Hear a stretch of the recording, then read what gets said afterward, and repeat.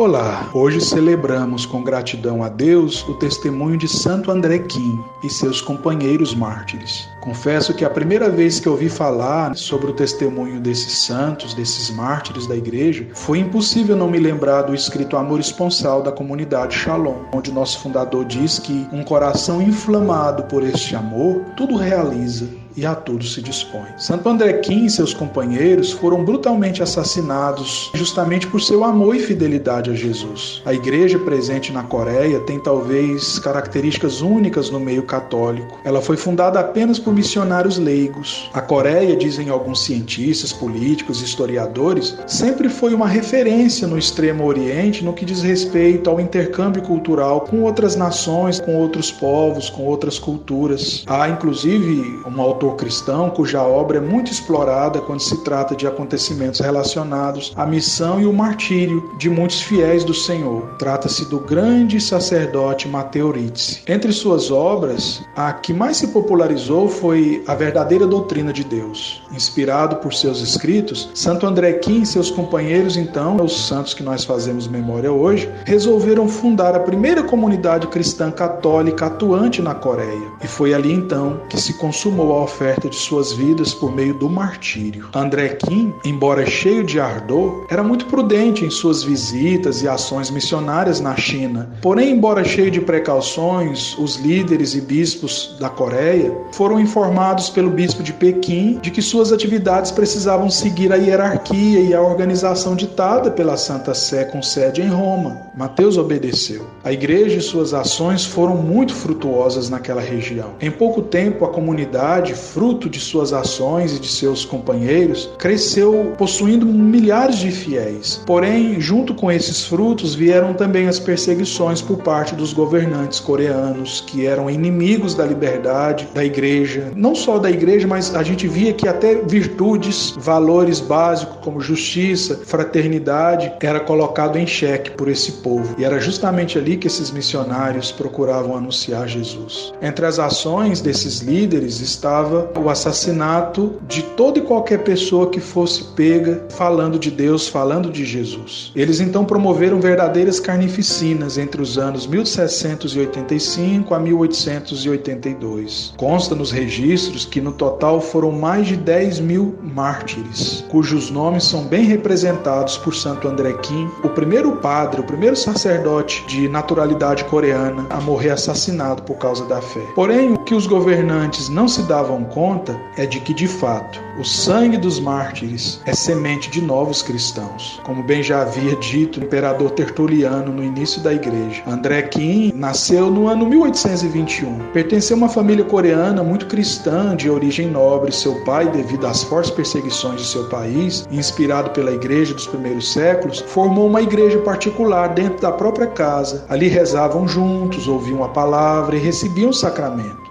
Tudo funcionou muito bem até serem denunciados. O pai de André então foi assassinado e na época ele tinha 44 anos de idade, mas não negou sua fé em Cristo. Na época, André era só um jovem, tinha apenas 15 anos de idade. Ele conseguiu sobreviver ali naquele momento com o resto da sua família, graças à ajuda de alguns missionários franceses que depois enviaram para a China. Ali, na China, o jovem André se preparou para o sacerdócio, retornando então depois para o seu país de origem no ano 1844.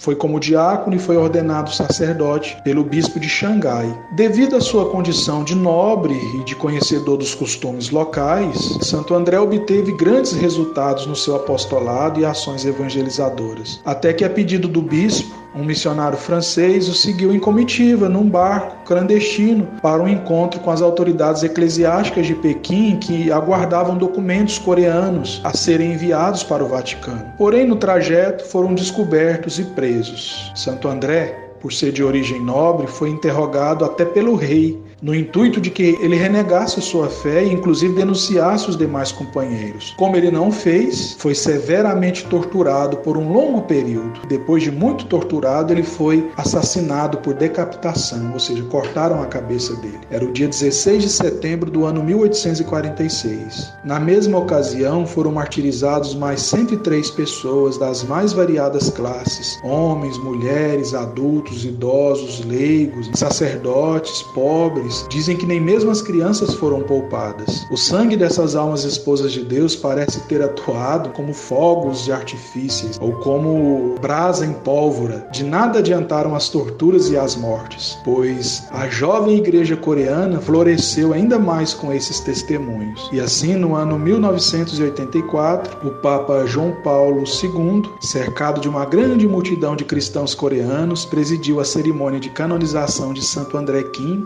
e seus companheiros mártires. Que por intercessão desses fiéis missionários da paz real que é Jesus, por intercessão deles, Deus possa abençoar toda a igreja, sobretudo nos lugares onde existem opressão e falta de liberdade de culto a Deus. Digamos então com fé: Santo André Kim e companheiros mártires, rogai por nós.